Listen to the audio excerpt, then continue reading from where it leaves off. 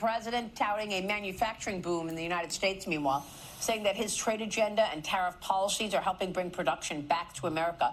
A new report suggests that while investment in new factories has surged, manufacturing jobs are not keeping pace as companies increasingly rely on automation and advanced technology.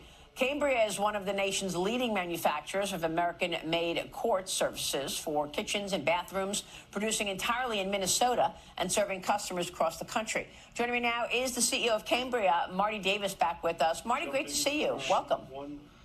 Good morning, Maria. How are you today? All right. And the president said that we're seeing this American manufacturing renaissance, and we've seen lots of companies announce that they're going to be opening plants in America. What has that meant for your company? Have we seen this manufacturing boom transit growth in manufacturing jobs as well?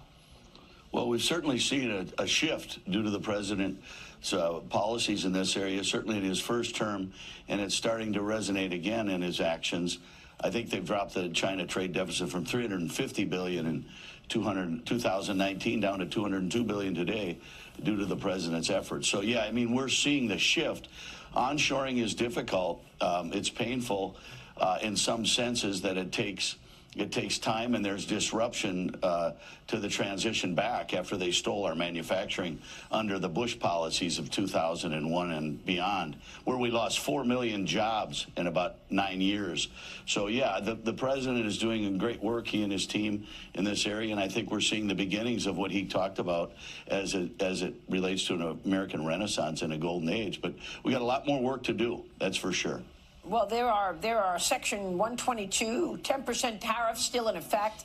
They expire on the 24th. The refunds are likely in 2027, pending the litigation around tariffs. What do you want to say about tariffs? The administration says that's part of the reason that we've seen a rebuild in manufacturing in America, because the administration is protecting domestic producers and encouraging companies to bring production back home. Some companies are warning that these higher tariffs could also raise costs for manufacturers. What are you seeing? Well, people that are converting imported products, their costs may go up on the raw material side to some degree, although predatory U.S. importers take a good part of that margin of the cheap product. The tariff is a critical trade enforcement tool. It's falsely defined as a tax, which is complete nonsense. It's a trade enforcement tool necessary for the president. If you look at what we required of China and the Pacific Rim and the rest of the world, too, including what we should be doing with Canada, we open up our markets through our different trade agreements. China and the permanent favored nation status in 2001, Canada and Mexico with all these trade agreements that the president has appropriately unpacked, and they abuse those agreements. And the only way that we can, engage in enforcing and bringing accountability to their abuse of our trade agreements is through the tariff. And the president is obviously very keen in that area and very insightful in his knowledge and skill of how to execute that. The Supreme Court did him no favors and did our country no favors in their recent ruling. It was a terrible ruling. And the president and the Trade Commissioner, Jamieson Greer, they're finding ways to properly manage it to protect our country from what was a terrible policy from 1985 on, most especially during the George W. Bush years, where we offshored 4 or 5 million jobs due to a false false policy that was going to promote westernization of the Pacific Rim into American free enterprise. And all they've done since then is doubled down on communism and the like and hijacked American free enterprise through our manufacturing sector. Mm-hmm. So how do things feel to you right now, Marty, in terms of the backdrop on the economy?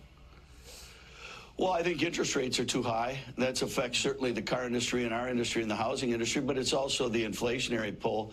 You got to remember, when people talk about inflation and gaslight the inflation item around trade and President Trump's good work in the trade area, that's usually U.S. importers stoking that, predatory importers that are orchestrating all this dumping of product in the United States. And it's Wall Street, who benefit greatly from us paying interest on deficits of that nature. So I think interest is a big factor. The affordability issue is around energy and interest. I think the president understands that. But the overall economy in many sectors is holding strong. Yeah. All right. We will leave it there. Marty, great to talk with you and catch up. We so appreciate it. Thank you, Maria. Marty Davis joining us from Cambria.